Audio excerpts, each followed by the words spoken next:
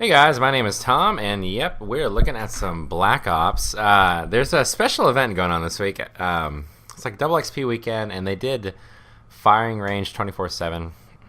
But this game is not from this weekend. It's earlier in the week. I've been playing a little more Black Ops. I try and play, I don't know, like once a week because it's still a lot of fun. It's actually the game that I prefer over Modern Warfare 3, but that's just my opinion. I don't know, which one do you guys prefer? If it's Modern Warfare 3, what do you like about it? And if it's not, what do you miss from Black Ops? But I'm not really gonna talk about Call of Duty. We're actually continuing our How I Met Melinders story.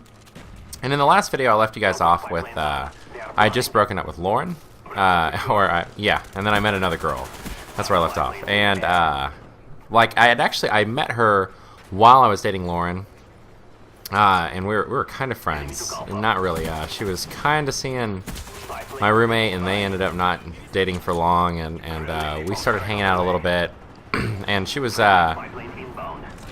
always coming around after Lauren and I broke up for like that week of self-pity that I was going through, where I tried to grow a crappy beard and God, what else did I do? I think I wore pajama pants, which is pretty damn gross to think about. I was just a bum. I was laying around for a whole week, and I remember like going to the cafeteria at the time, and Lily was her name, and seeing her, and she had said something kind of joking, and I like snapped at her, because I was like, actually, I'm having a pretty shitty week because I broke up with my damn girlfriend, or like I didn't break up with her, but we broke up, and it's kind of blew up at her face a little bit, which I felt terrible about. And God, like maybe 2 weeks later, we were dating, which I remember like how it started was I went, like, she wanted to borrow a movie, and so I took it to her dorm room for her, and just never came back to my dorm room. I ended up staying there, like talking to her all night, and I didn't want to go. It felt really good. And I think like with Lauren, it's odd because I think that that relationship came out of me just being stoked that a girl liked me, and this was the first time that I felt that like this girl makes me feel batshit crazy, kind of thing. Where they're so damn pretty, and you just like to hear whatever it is they have to say, whether it's stupid or not.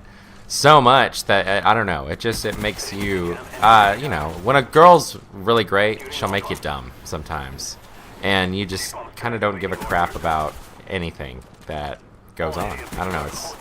It's that's the only way I can really describe it. And Lily was that first one that did that for me.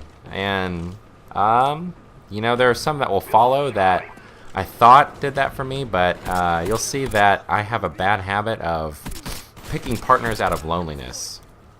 Lily wasn't that way, but it'll set this trend. Like Lily also, we dated for a while. I think about 8 months, and oddly enough, a month of that, well, like half of a summer, because like we started dating the end of my freshman year, and then a month of that summer she was in Europe, which was a terrible way to spend that summer, that first part of the summer, because I was just bumming around the university, and I had to like even scramble to find a place to live. I was staying in this really crappy apartment with my friend Bo.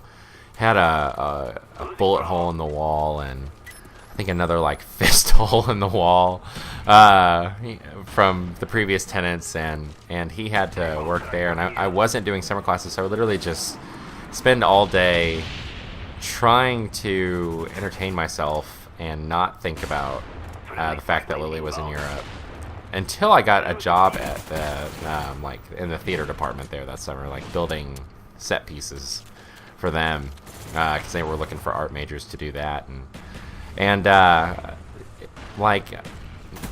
she got back at the end of summer, and I kind of moved out of the shitty apartment, was staying with Patrick, you guys might remember as Clay Aiken.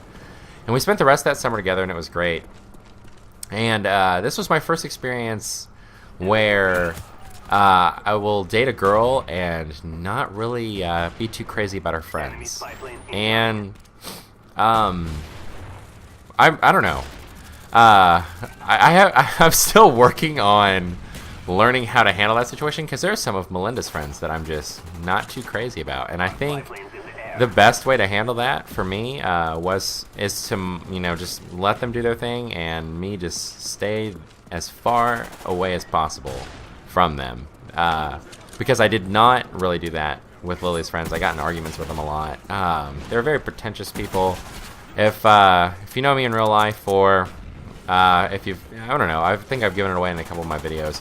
Pretentious people piss me off. I don't know. There's nothing more ridiculous than assuming that you're better than somebody because you like a particular thing, or dress a certain way, or do a particular thing.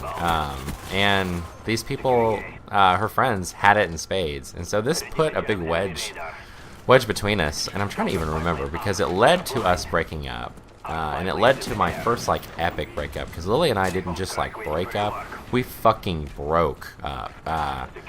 And it was all, like, one crappy day of, like, we were riding in the car and got in this argument, and it just wouldn't stop. Like, the fight just kept going, and we're in my apartment, and she thought she might need some time, and I was like, well, if you know, I can't even remember, it's so long ago, but, you know, it was like that attitude, like, well, if you need some time, go home, you know. And I was wanting her to get the hell out of my apartment, and I, you know, of course at this age I was, I think, 19, so I'm handling it all very, very immaturely, and yeah, I'm desperately trying to get her to leave. I'm like, oh, you fucking gotta go, and I'm scooting her out of the apartment, and she's not wanting to go, and so I'm going out in the parking lot and I'm yelling at her to go home.